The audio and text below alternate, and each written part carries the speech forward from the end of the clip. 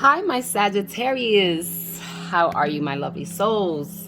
I know this is a little bit late and we're like midway of January, but I did promise you guys a month to month sneak peek into 2021. And I am not going to hold you guys off any longer. And I'm excited because I already see that you guys are starting off January within your type of energy, which is awesome. I see Sagittarius here. I see you guys definitely check where your Sagittarius placements are at. If you have access to your natal chart. What else is there? Is the 10th house, I believe, too? Or is it a 9th house? 9th house that you have to check your placements and see what's going on in there. Disconnect in boredom and observe. So I feel like there was a point here towards the end of last year, maybe at the beginning, you were taking the time, feeling maybe you was a little bit disconnected from the world, from yourself, from your duties, from what you had to do, just having moments of, like just cloudiness. And it felt like you had to take the time to maybe be bored, maybe take the time to be a little disconnected in order for you guys to make observations about your life, see what things need to be cleaned up, tidied, and you're seeing. So it's funny that it says I see, and then you have the microscope right here. So how are you absorbing your life? How are you analyzing it? How are you taking care of it? Is the universe, are you actually seeing things that you wasn't seeing for so long, and that's why it has to be done really introspected in a way that is just very, the most tiniest thing that you have missed, that you have overlooked, the universe is saying like, hey, go back.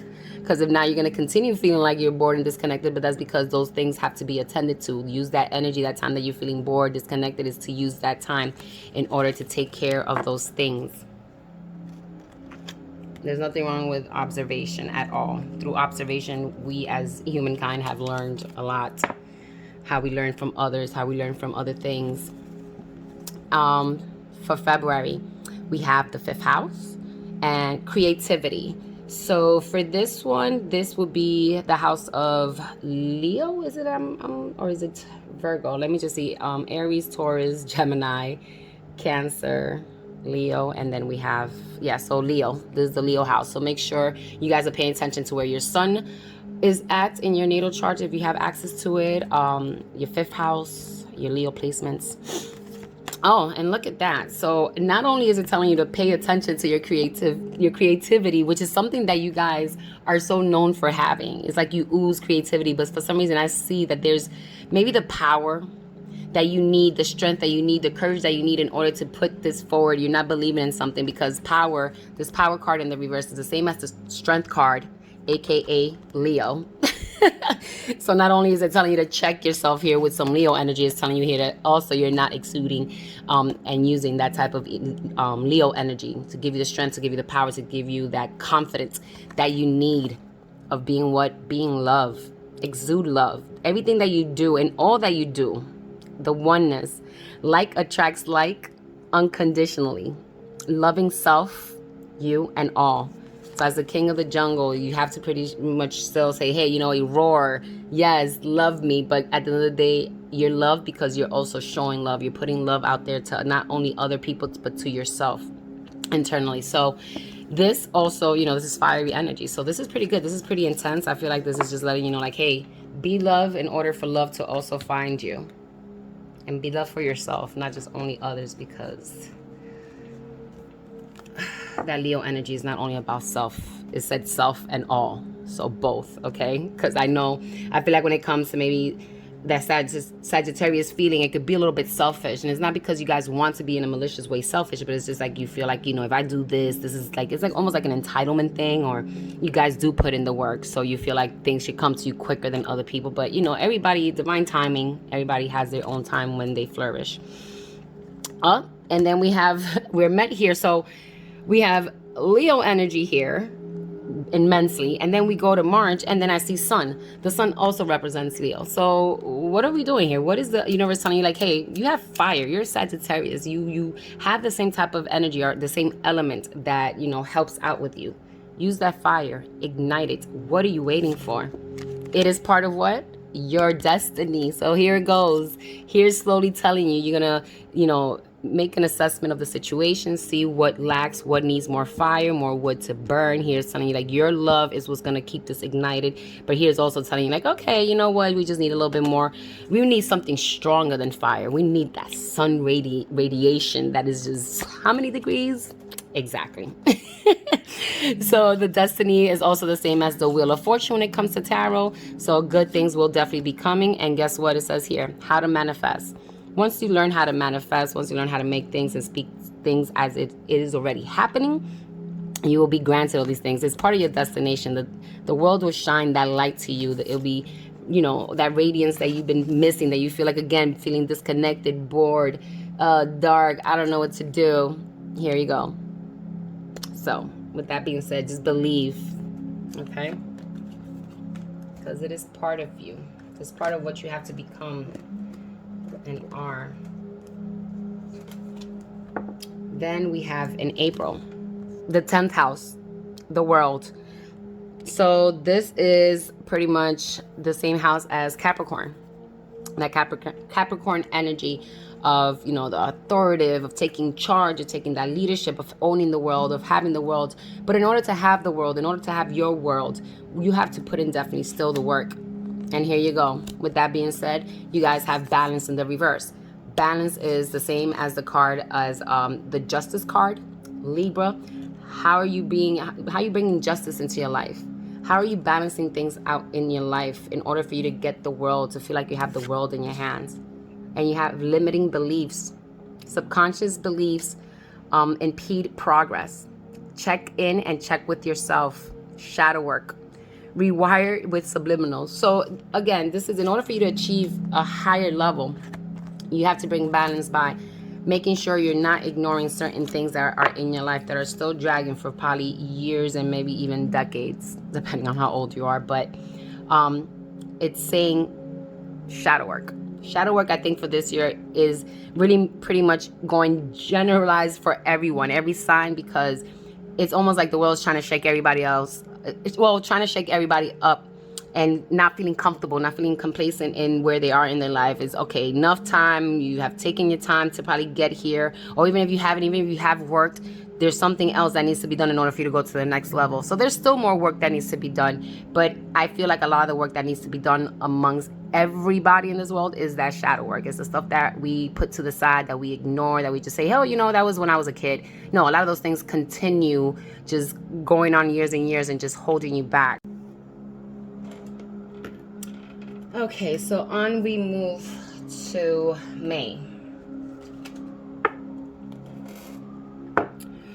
In May, the focus is the 12th house, escape, energy of Pisces, Neptune. So what are you escaping? Where are you trying to go? What are you fantasizing about? You're trying to escape from, or you're trying to escape to? Financial and material changes in the reverse. So I feel like here they was like feeling like somebody was left out, feeling in the cold, feeling like doesn't have to only do with your finances, but I do feel like this, when I look at the tarot card, it's like the 5 of coins. So feeling like you didn't save enough money for some things, feeling like maybe it has left you feeling burnt out. What it says here, past programming. Choose your beliefs, recognize false stories, external conditioning, make decisions that support the goal. So there's just things, again, you're coming from the shadow work over here. Things in your past that is stumping you from having progress when it comes to your material things in your finances. And it's crazy because sometimes you might think like, well, what if, let's say my parent used to neglect me, didn't give me love, how does that affect my finances now? You never know. Those are the questions that comes with shadow work. Those are the questions that where it starts the shadow work. There's really nothing set of where you have to like, oh, this is the guidelines of how I do shadow work. No. Anytime you get triggered, anytime like right now, just even having that question like, okay, if I didn't get love from my parents' affection in the physical form, why is it that I'm having trouble with my finances now? How does that affect? How does that trigger that now in the now? You know, it's like, so those are the questions you ask yourself and you within yourself, because we all have the answers to those questions within ourselves. That's where we dig deep and have to find those things.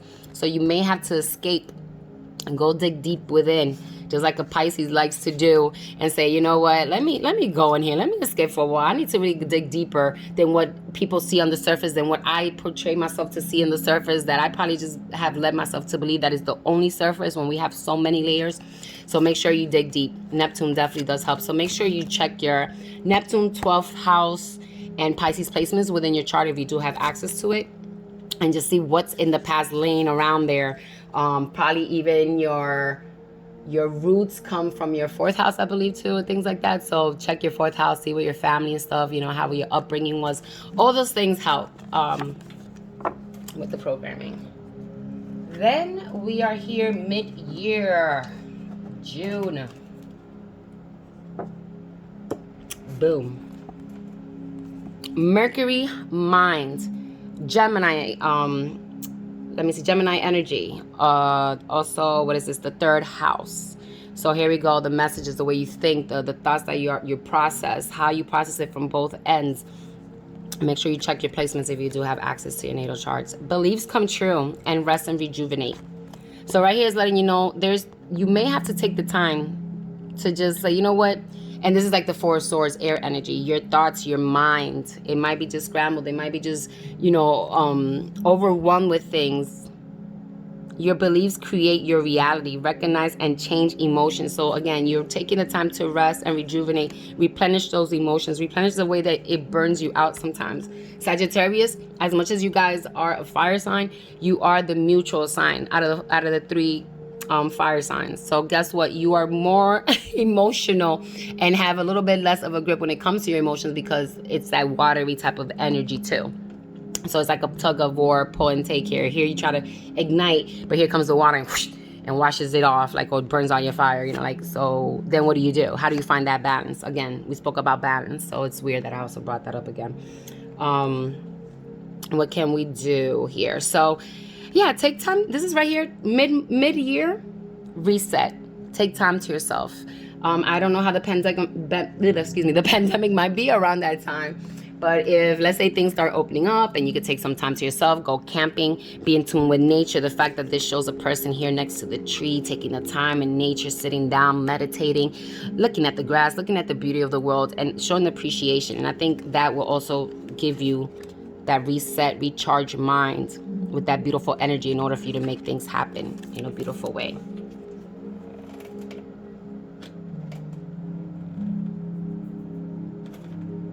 So I think that is like the general message for almost everyone. I feel like everyone has gotten at least a shadow work card so far. In your Sagittarius, I still have 3 more signs to do. So that's an average day of being able to generalize, right?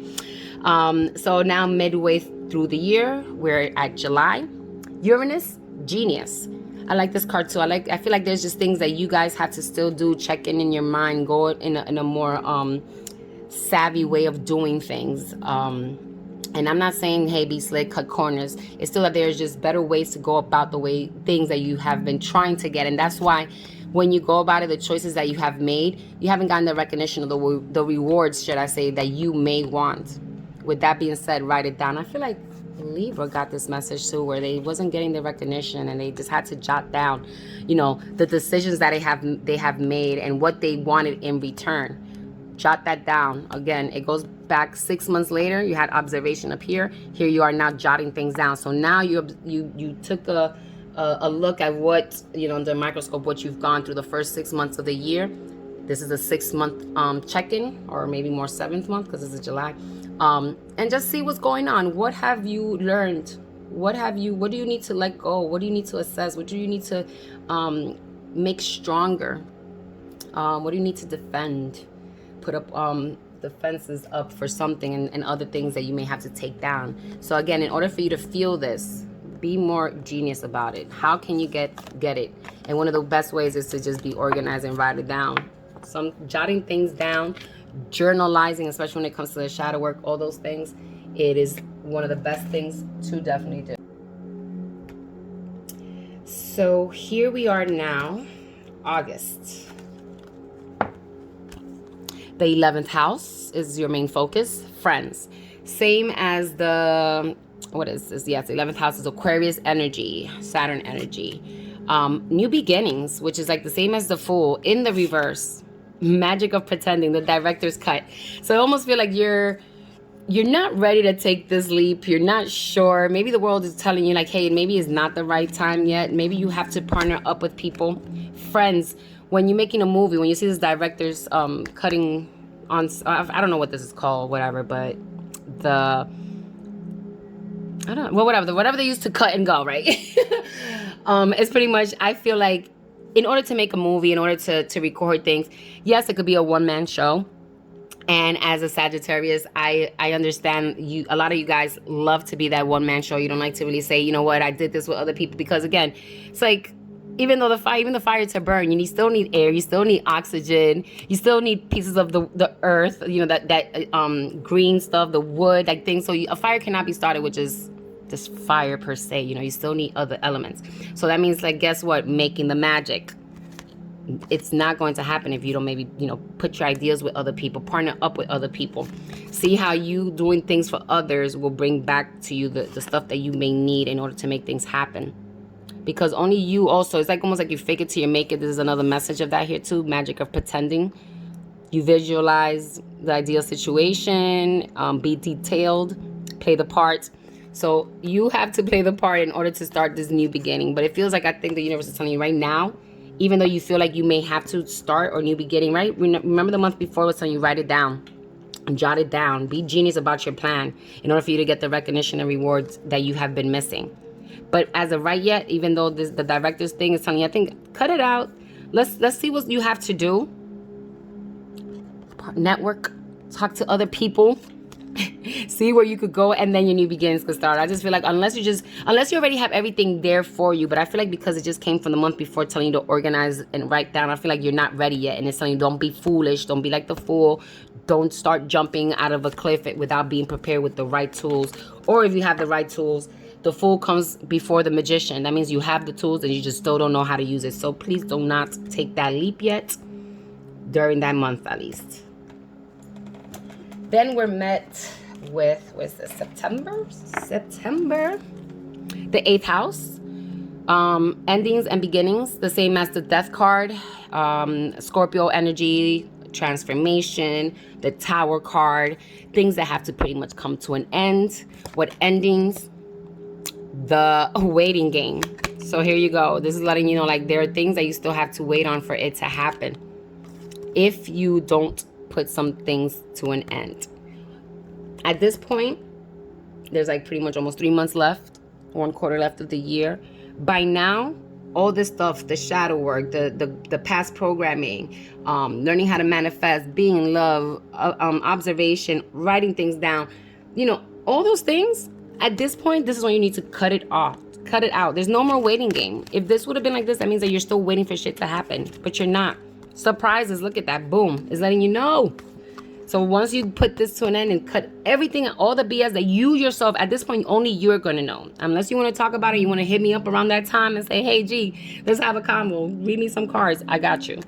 But around this time, the universe will let you know. There's no more waiting around as long as you've done what you have to do. Surprises will come as long as you put shit to an end. The BS. Stop holding back. October, we have the Neptune sacrifice. Again, you guys had the Pisces energy over here of the 12th house or whatever it was. Yeah, the 12th house. So you had it here in May. So almost mid-month, almost 6 months later, here you are again with the same thing. Sacrifice, the thing of escaping, of believing. All those things come with that house, that sign. So make sure you check your placements there. Oh, and what do we see again? So you guys just had transformations and endings here, right? And what do we have next? More transformation. So here you are. The universe is letting you know this has been a process of almost 3 months. When are you going to let it go?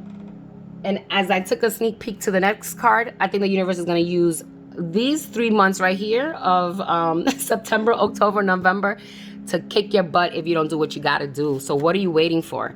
Once you transform, once you let go, once you just put an ending to all the stupidity that you yourself, I'm pretty sure you know already, growing success. You will grow in abundance and financially, and your health and stability. All that stuff is literally just wait. It's almost like a closet that's filled with stuff that the minute that you even like press the door a little bit, everything is just gonna come popping out and jumping at you like confetti. That's what it is. But it's you yourself. Why are you holding yourself back? You need to transform. You need to sacrifice. The first thing here was telling Neptune was telling you sacrifice, let go. It's okay to let go of some things. Some of those things that you feel like is a safety net that is holding you, that's just keeping you safe, it's actually not. It's not letting you go forward and get what you want. Here we go with what you're met with now in November.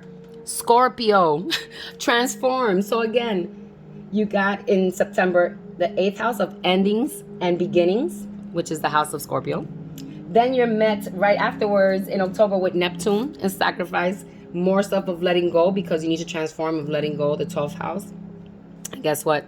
Scorpio, transform. More of that energy. Because what? Because once you do that, you'll have movements, choices, and decisions to make. You will be offered all these things to make that decision. And guess what? After you have all those choices to choose from, you're going to feel like a king. You're going to feel like a queen. That you have a buffet of beautiful things to choose from. And guess what? I don't even know what to choose. And you shall get some serenity. So why hold yourself back from all that? It's almost going to take you a whole year to do this.